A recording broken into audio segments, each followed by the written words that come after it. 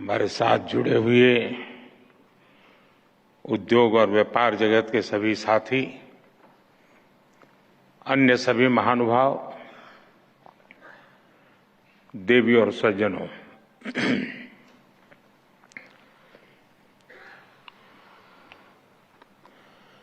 अगर युवाओं की सभा होती तो मैं शुरू करता, हाउ इज द जोश।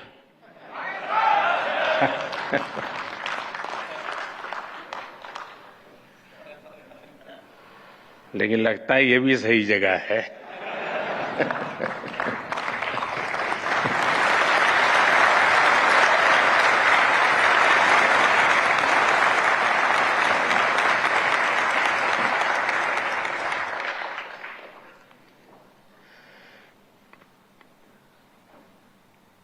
और जब मेरे देश में इस प्रकार से जीवन के हर क्षेत्र में स्थिरता प्राप्त किए व्यक्ति जोश से भरे हुए हो, तो मेरा देश कभी पीछे नहीं हट सकता।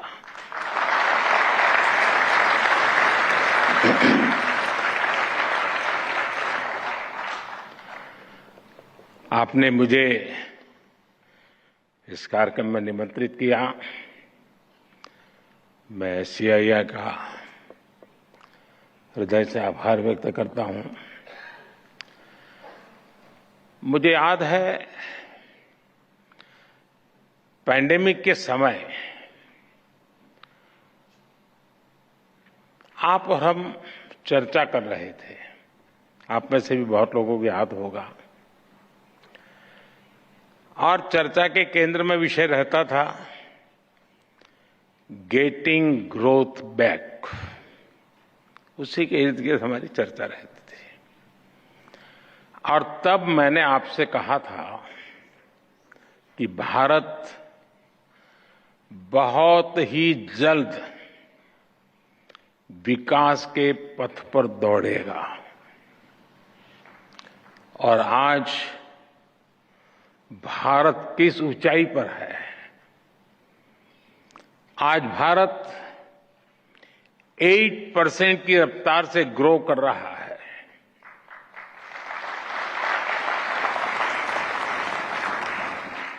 आज हम सभी डिस्कस कर रहे हैं जर्नी टवर्ड्स विकसित भारत।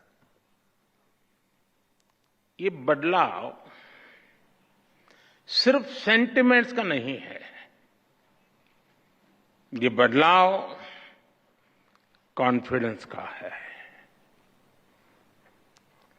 आज भारत दुनिया की 5वीं सबसे बड़ी आर्थिक ताकत है। और वो दिन दूर नहीं जब भारत दुनिया की तीसरी सबसे बड़ी इकोनॉमी पावर बन जाएगा।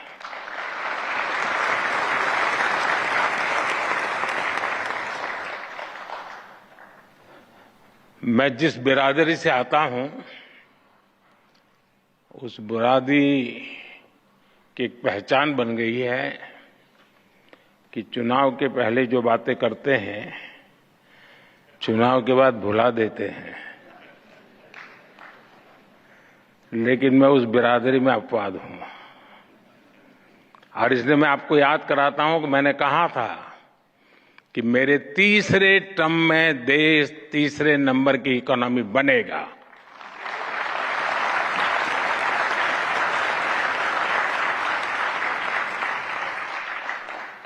भारत बहुत सधे हुए कदमों से लगातार आगे बढ़ रहा है। साथियों, जब 2014 में आप सबने हमें देश की सेवा करने का अवसर दिया, 14 में जब हमारी सरकार बनी, तो सबसे बड़ा प्रश्न यही था कि इकोनॉमी को वापस पटरी पर कैसे लाएं। 2014 के पहले की फ्रेजाइल 5 वाली स्थिति और लाखों करोड़ के घोटालों के बारे में यहां हर किसी को पता है।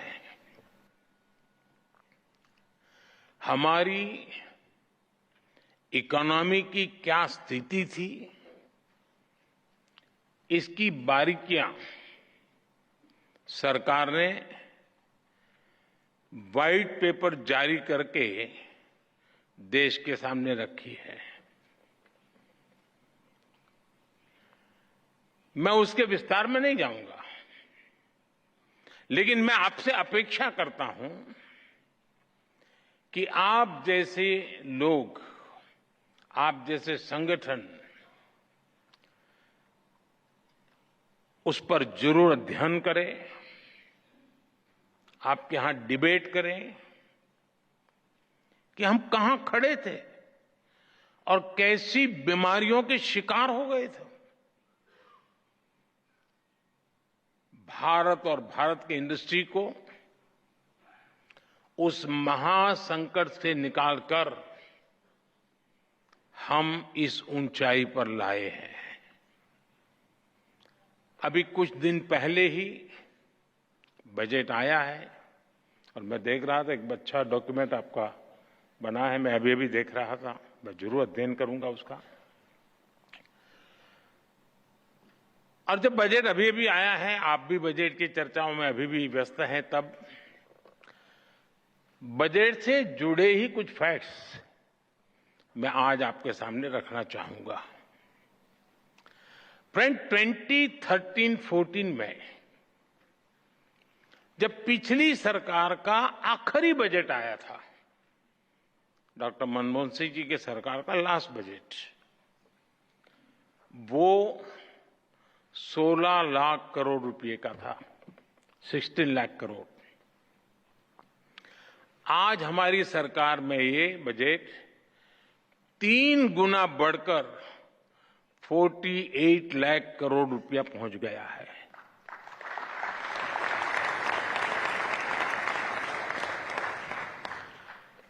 कैपिटल एक्सपेंडिचर, जिसे रिसोर्स इन्वेस्टमेंट का सबसे बड़ा प्रोडक्टिव माध्यम कहा जाता है, और उसका आंकड़ा बहुत ही इंटरेस्टिंग है।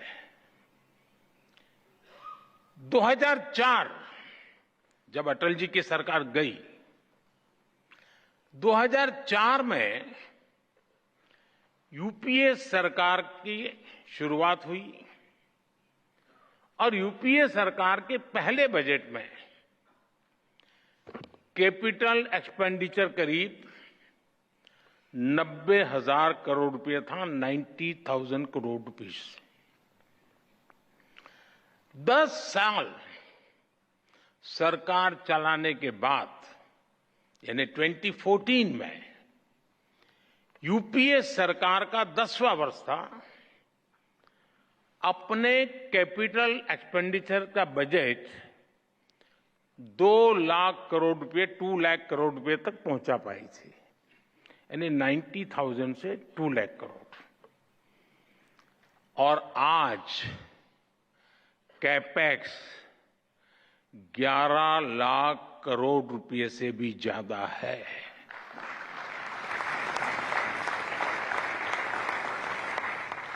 यानी 2004 टू 2014 के 10th ईयर में कैपेक्स किसी तरह दुगुने पर पहुंचा था, जबकि हमारी सरकार में कैपेक्स 5 गुना ज्यादा से बढ़ा है। और आप अलग अलग सेक्टर्स को देखेंगे तो भी आपको सटीक अंदाजा मिलेगा कि आज भारत किस तरह हर सेक्टर की इकोनॉमी पर फोकस कर रहा है। पहले की सरकार के 10 साल की तुलना में हमारी सरकार ने रेलवे का बजट 8 गुना बढ़ाया है। हाईवेज का बजट 8 गुना बढ़ाया है। एग्रीकल्चर का बजट 4 गुना से ज्यादा बढ़ाया है और डिफेंस का बजट 2 गुने से अधिक बढ़ाया है। और साथियों, हर सेक्टर में बजट में ये रिकॉर्ड बढ़ोतरी और साथ साथ टैक्स में रिकॉर्ड कटौती करने के बाद की गई है। 2014 में 1 करोड़ रुपए कमाने वाली एमएसएमईज को प्रिजम्पटिव टैक्स देना होता था, 1 करोड़। अब 3 करोड़ रुपए तक की आय वाली एमएसएमईज भी इसका लाभ उठा सकती है।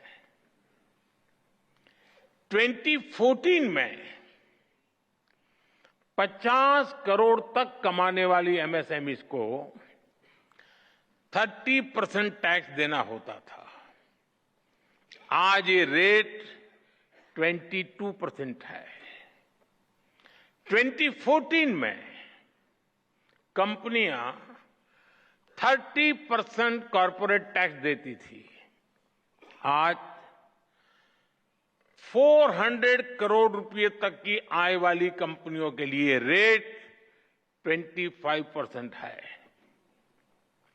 और फ्रेंड्स, बात सिर्फ बजट एलोकेशन बढ़ाने या टैक्स कम करने की नहीं है, बात गुड गवर्नेंस की भी है।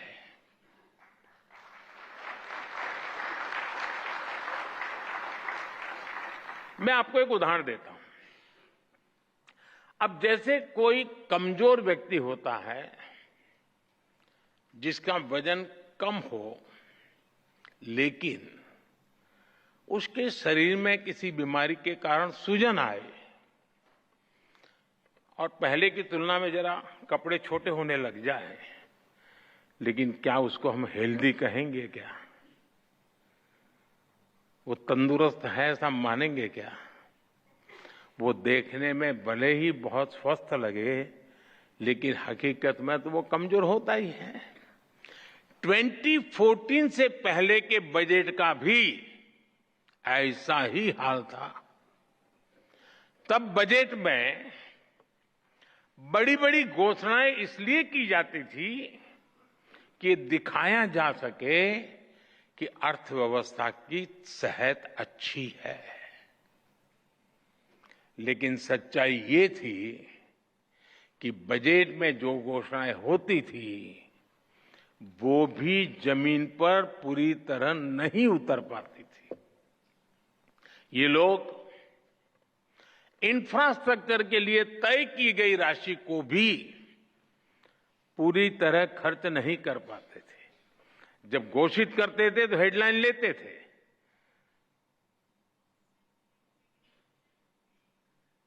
शेयर मार्केट में भी शायद थोड़ी दिखाई देता होगा। योजनाओं को तय समय पर पूरा करने पर भी पहले की सरकारों का कोई जोर नहीं था। हमने 10 वर्षों में इस स्थिति को बदला है। हमारी सरकार जिस स्पीड और स्केल इसके साथ इंफ्रास्ट्रक्चर का निर्माण कर रही है, आप सब उसके गवाह हैं। यह अभूतपूर्व है। साथियों, आज हम जिस दुनिया में रह रहे हैं वहां बहुत सारी अनिश्चितताओं से भरी हुई है और ऐसी दुनिया में भारत जैसी ग्रोथ और स्टेबिलिटी होना एक्सेप्शन है। ऐसी अनिश्चितता के समय में भी भारत के फॉरेन एक्सचेंज रिजर्व्स में अच्छी खासी वृद्धि हुई है।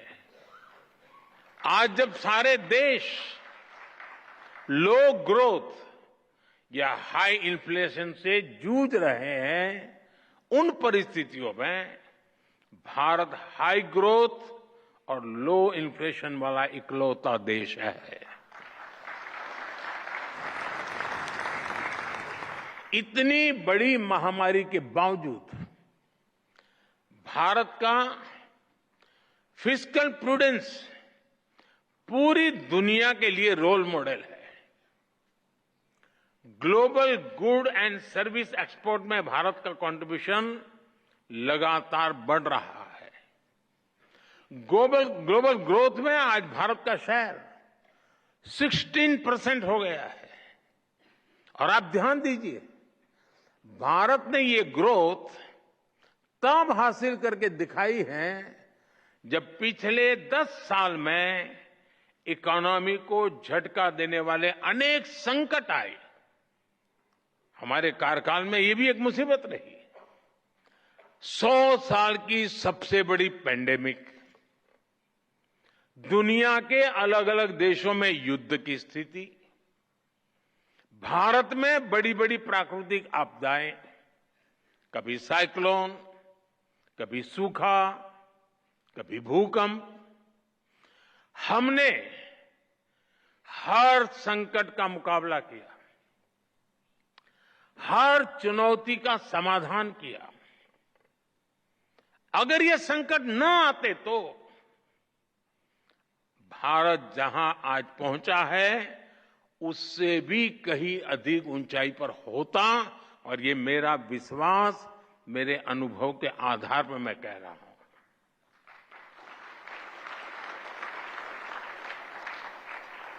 साथियों, आज देश विकसित भारत के संकल्प को लेकर चल रहा है। बीते 10 वर्षों में 25 करोड़ लोग गरीबी से बाहर निकले हैं। हम देश के नागरिकों की ईज ऑफ लिविंग पर फोकस कर रहे हैं। हम देश के नागरिकों की क्वालिटी ऑफ लाइफ पर फोकस कर रहे हैं। साथियों, इंडस्ट्री 4.0 को ध्यान में रखते हुए हमारा बहुत अधिक फोकस स्किल डेवलपमेंट और एम्प्लॉयमेंट पर हमने केंद्रित किया है। आज देश के युवाओं में एक मिजाज बना है कि अपने दम पर कुछ करके दिखाना है। इसमें मुद्रा योजना हो, स्टार्टअप इंडिया अभियान हो, स्टैंड अप इंडिया हो, युवाओं की बहुत मदद कर रही है। मुद्रा योजना से लगभग मदद लेकर के 8 करोड़ से ज्यादा साथियों ने पहली बार कोई बिजनेस शुरू किया है। देश में आज करीब 1,40,000 स्टार्टअप्स हैं और इनमें लाखों युवा काम कर रहे हैं, नए नए साहस कर रहे हैं। इस बजट में भी जिस 2 लाख करोड़ रुपए के पीएम पैकेज की घोषणा हुई है, चारों तरफ उसकी वाहवाही हो रही है, खूब प्रशंसा हो रही है। इसका सीधा लाभ 4 करोड़ से अधिक युवाओं को मिलने का। ये पीएम पैकेज होलिस्टिक और कॉम्प्रिहेंसिव है। ये टुकड़ों में नहीं है, ये इंटरलिंक है, एंड टू एंड एक सॉल्यूशन है। इसका विजन स्पष्ट है। भारत की मैन पावर ग्लोबली कॉम्पिटिटिव हो, भारत का प्रोडक्ट ग्लोबली कॉम्पिटिटिव हो, और सिर्फ क्वालिटी नहीं बल्कि वैल्यू की दृष्टि से भी वो कॉम्पिटिटिव हो। हमारे युवाओं की स्किल बढ़े, उनका एक्सपोजर बढ़े, उन्हें आसानी से रोजगार मिले। इसके लिए हम इंटर्नशिप स्कीम लेकर आए हैं। एम्प्लॉयमेंट जनरेशन करने वाले आप जैसे जो लोग हैं, उनको लार्ज स्केल पर इंसेंटिव मिले, इसका भी हमने ध्यान रखा है। इसलिए ही सरकार ने ईपीएफओ कंट्रीब्यूशन में इंसेंटिव की घोषणा की है। साथियों, हमारी सरकार का इंटेंट और कमिटमेंट एकदम साफ है। हमारे डायरेक्शन में कोई डायवर्जन नहीं है। चाहे नेशन फर्स्ट ये हमारा कमिटमेंट हो, चाहे $5 ट्रिलियन इकोनॉमी का संकल्प हो, चाहे सैचुरेशन अप्रोच को हम अचीव करने का इरादा लेके चले हो, चाहे जीरो इफेक्ट जीरो डिफेक्ट की बात हो, चाहे आत्मनिर्भर भारत का हमारा दृढ़ संकल्प हो, चाहे विकसित भारत के विराट संकल्प के लिए हमारी लंबी दौड़ हो, हम इसके लिए पूरे फोकस के साथ काम कर रहे हैं। हम योजनाओं को निरंतर विस्तार देते हैं, उनकी प्रोग्रेस की समीक्षा करते हैं। आप सरकार की अप्रोच, विकास के प्रति हमारे कमिटमेंट को भली भांति जानते हैं। हम हर बार नए माइलस्टोन्स गढ़ रहे हैं। इसलिए इंडस्ट्री से भी मेरी यही अपेक्षा है कि वो सरकार के साथ कंधे से कंधा मिलाकर विकसित भारत के सपनों को साकार करने के लिए सरकार के साथ स्पर्धा करे, सरकार को भी पीछे रख देकर जीत हासिल करे। ये मेरी आपसे अपेक्षा है जी।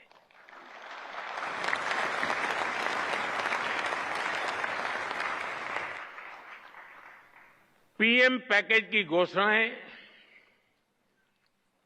ये हम दोनों, चाहे सरकार हो या इंडस्ट्री, ये हमारा साझा दायित्व के रूप में हमें तेज गति से आगे बढ़ाना है।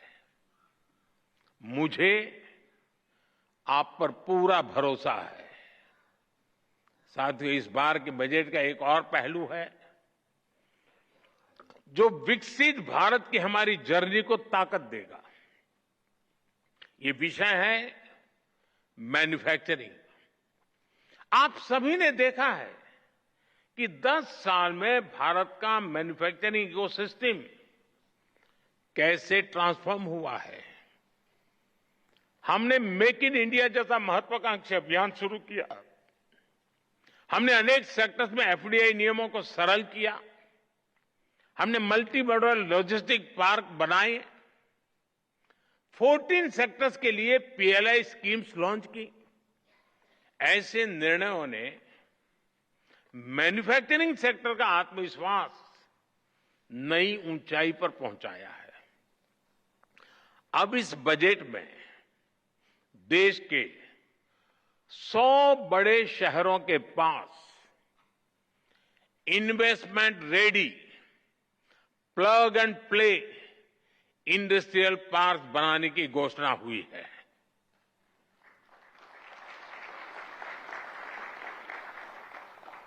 ये 100 शहर विकसित भारत के नए ग्रोथ हब बनेंगे। सरकार मौजूदा इंडस्ट्रियल कॉरिडोर्स का भी आधुनिकीकरण करेगी। हमारा बहुत बड़ा फोकस एमएसएमईज पर भी है। इससे करोड़ों लोगों को रोजगार मिलता है। सरकार ने एमएसएमई को सुविधाएं देने के साथ ही उनकी चुनौतियों को एड्रेस किया है। एमएसएमईज को जरूरी वर्किंग कैपिटल और क्रेडिट मिले, उनके कंप्लायंस बर्डन और टैक्सेस कम हो, उनकी मार्केट एक्सेस और संभावनाएं बेहतर हो, एमएसएमई का फॉर्मलाइजेशन हो, इसके लिए 2014 से ही हमने लगातार काम किया है। इस बजट में भी एमएसएमई के लिए नई गारंटी स्कीम लॉन्च की गई है। साथियों, जब बजट आता है तो उसके बाद अक्सर चर्चा कुछ प्रमुख बातों के इर्द गिर्द ही सिमट जाती है और ज्यादातर तत्कालीन चर्चा मीडिया ड्रिवन होती है और वो भी एजेंडा के तहत ड्रिवन होती है। जब शांत वातावरण होता है तब जाकर के स्थितियां की तरफ नजर गहराई से जाती है। कई बार संबंधित इंडस्ट्री या फिर एक्सपोर्ट्स वे भी थोड़ा बहुत उनका ध्यान जाता है, उसकी बात करते भी है, लेकिन बजट की ऐसी बातें मुझे लगता है कि हर क्षेत्र में बार बार दोहराना जरूरी है। माइक्रो लेवल पर भी उसका एनालिसिस जरूरी है। अब जैसे बजट में न्यूक्लियर पावर जनरेशन के लिए एलोकेशन बढ़ाया गया है। हम कृषि में भी डिजिटल पब्लिक इंफ्रास्ट्रक्चर बनाने जा रहे हैं। हम किसानों को जमीनों के नंबर देने के लिए भू आधार कार्ड भी देने जा रहे हैं। स्पेस इकोनॉमी के लिए भी 1000 करोड़ रुपए के वेंचर कैपिटल की व्यवस्था की गई है।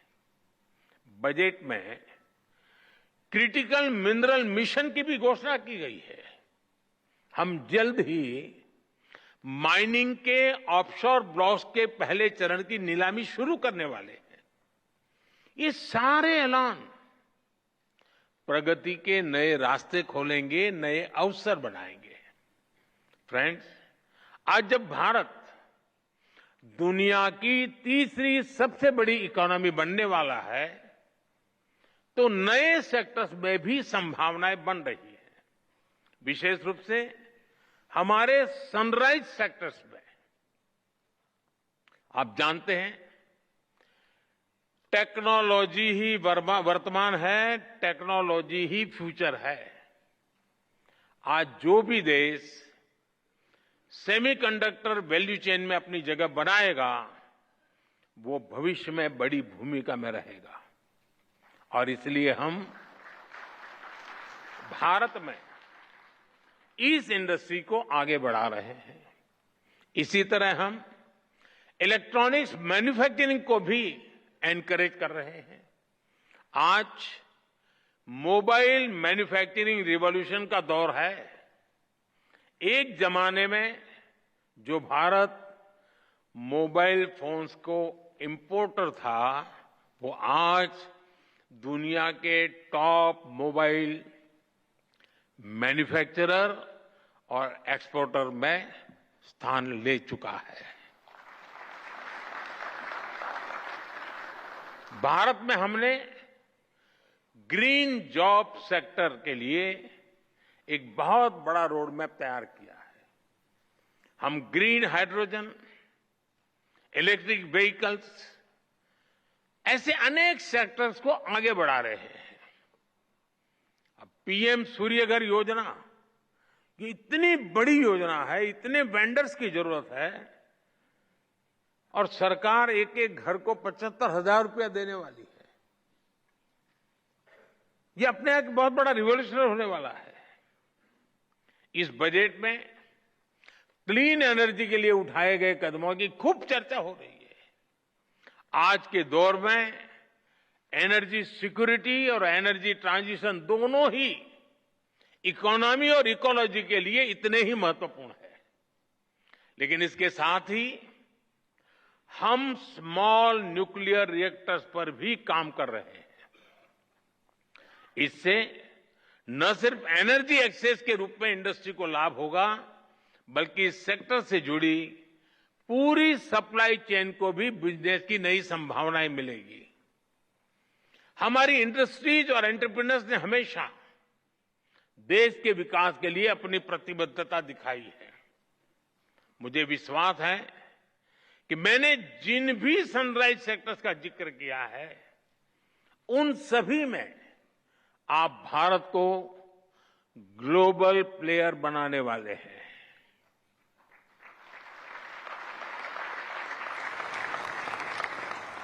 और ये मेरे लिए ग्लोबल प्लेयर शब्द भर नहीं है जी, मैं साफ मानता हूं मेरा देश ग्लोबल प्लेयर बनेगा।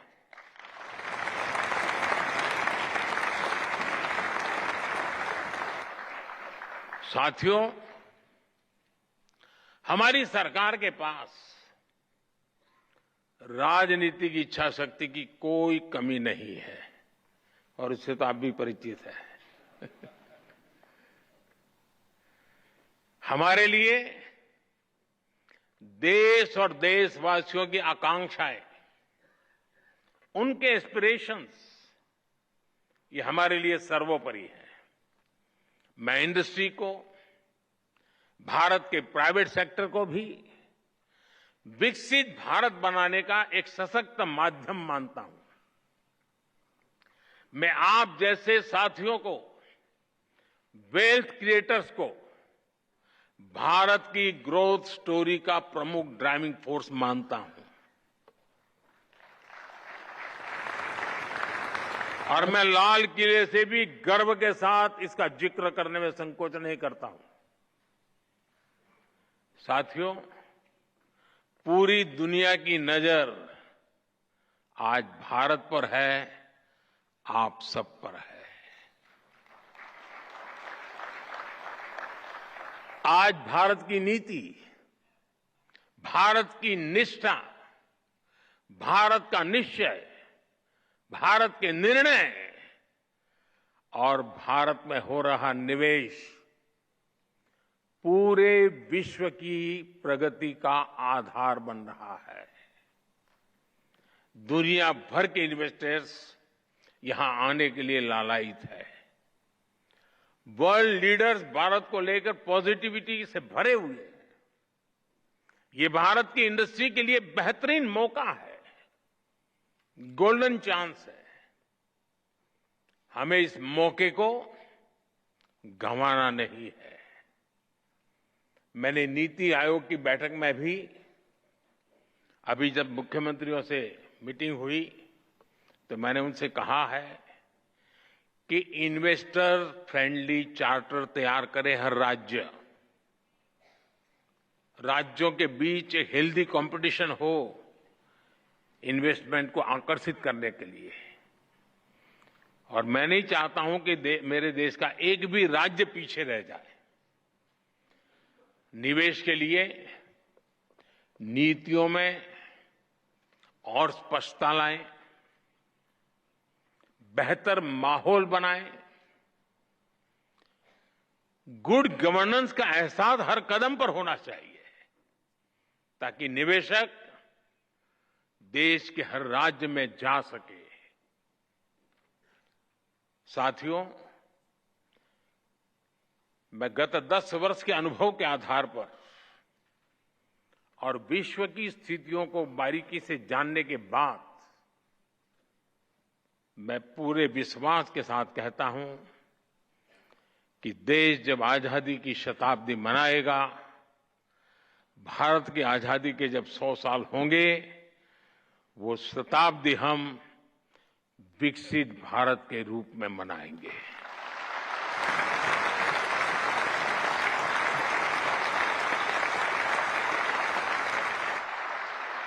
हम गरीब देश के रूप में आजाद हुए थे, हम लूट चुके थे। दुनिया में जो कोई भी लूटना चाहता था लूट रहा था, आखिरी मोमेंट तक लूटे गए थे। और फिर हमने हमारी यात्रा शुरू की थी। 100 साल के भीतर भीतर सारे अवरोधों को पार करते हुए, संकल्पों को चरितार्थ करते हुए शताब्दी विकसित भारत की मना करके ही रहेंगे। हम रहे न रहे, हमारी पीढ़ियां आने वाली विकसित भारत को गर्व से जिए, ये सपने लेकर चलना है।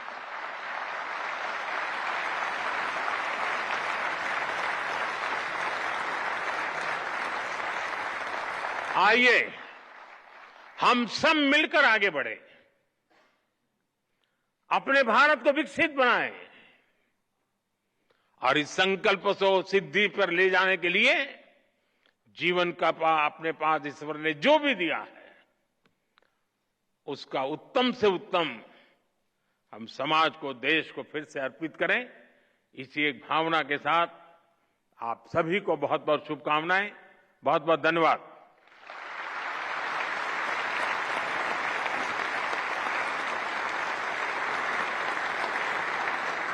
For more such videos, subscribe to the NewsX YouTube channel, hit the bell icon.